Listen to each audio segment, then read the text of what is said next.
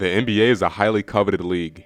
Only the cream of the crop basketball talents of all time have gotten drafted, signed, and highly appreciated enough to spark debates about within this league. Many NBA legends have shaped and personalized the way the game is presented, taught, and played for many, many years to come. But, through the many decades of basketball, the term GOAT, or greatest of all time, have gotten tossed around a lot when looking to coin a personal favorite player. The most commonly known player coined by the GOAT tag is this man right here. The never-ending debate on the GOAT is as old as time itself. Everyone has their personal interpretation of what that looks like. The older guys say MJ, and the new guys say LeBron. But for most, Michael Jordan has held onto the title of the GOAT for the better part of 30 years now. And to this day, I have to admit, his resume still holds up. Michael Jordan was one of the few complete players in league history. Most players tend to specialize on one end of the floor while being a liability on the other end.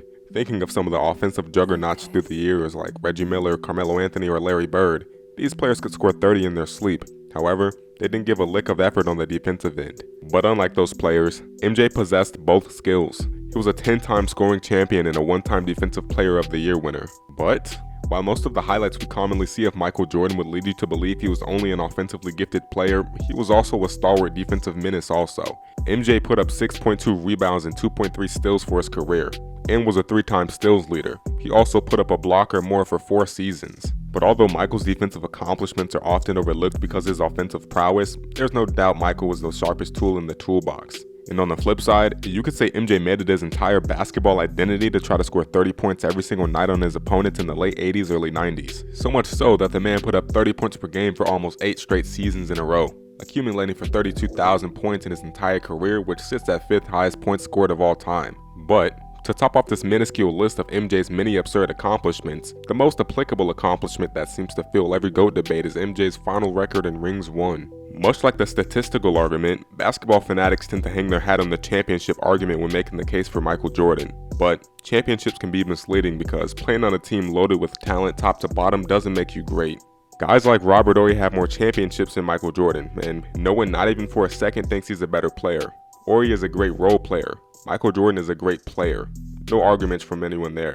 That's an example of how the championship argument isn't necessarily a singular player achievement, and more so how it's flawed when making any basketball debate. But since we're here already, let's get into it. Even though we all know there are some guys on the Bulls championship teams that weren't great, Steve Kerr, Craig Hodges, and John Paxson, all role players for the Bulls, all have multiple championships. None of them are considered great. But Jordan, on the other hand, has 6 NBA titles to go with his impressive stats. In each of those championship seasons, he was the Finals MVP. The Finals MVP is not really a measurable award because it didn't start until 1969, which in fact is the same year the great Bill Russell retired. But now, I'm sure Russell would have had the award a lot in the finals since 11 is greater than 6, and Russell was also the best player on his respective team. But nonetheless, Jordan's impressive 6 Finals MVPs are more than any player ever. He's won the award 3 straight times, twice. Shaquille O'Neal is the only other player to win the award 3 times in a row. And as for MVPs, MJ won the regular season MVP 5 times. It's not the most, but it's pretty high up on the list. Kareem Abdul-Jabbar won it 6 times, Bill Russell won it 5 times, Wilt Chamberlain won it 4 times, Magic Johnson, Larry Bird, and Moses Malone all attained it 3 times, LeBron James has been the MVP 4 times. Nonetheless, it's a high honor, but even the regular season MVP is suspect at best. Usually it goes to the best player on the best team. I'm a huge fan of Charles Barkley and Karl Malone, but the years that they won, it could have easily went to Jordan. That isn't a knock on Barkley or Malone. They're great players, but they and their teams had outstanding seasons, but so did Jordan. It's not crazy to think voters were having a Jordan hangover. He was winning everything at the time. I mean, Steve Nash has won it twice and will never come up in this conversation. He was a great player, not a GOAT-worthy player. He played at a high level for a short period of time.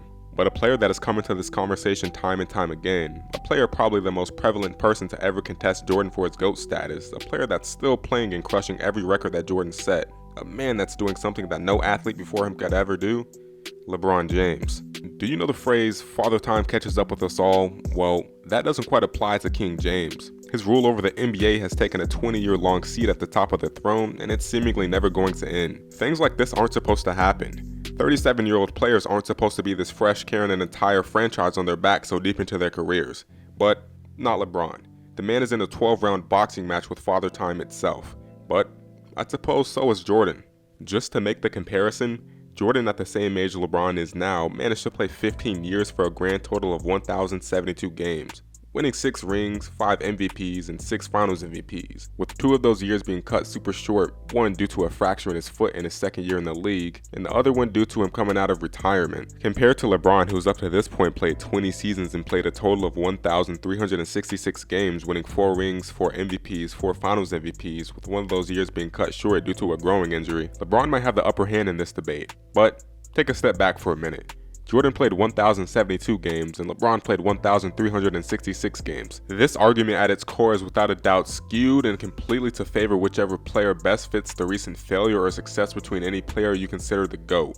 When LeBron won a ring in 2020, he moved to number 1.